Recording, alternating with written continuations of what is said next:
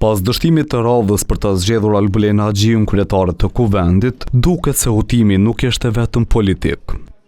Deputetja Liza Gashi, bashkëpartiake e saj, harroi telefonin në sallë dhe u kthye ta merrte pak minuta më vonë.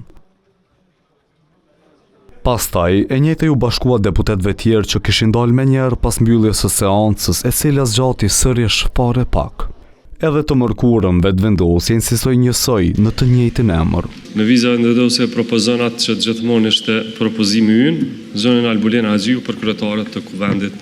Kundër. Por edhe qëndrimi i partive ish opozitare ishte i njëjtë, duke mos ia siguruar votat e nevojshme. 57 deputet për, 46 kundër dhe 3 kanë abstenuar. Kështu, pas vetëm 4 minutave, dehari mbylli seancën për ta vazhduar pas 48 orëve.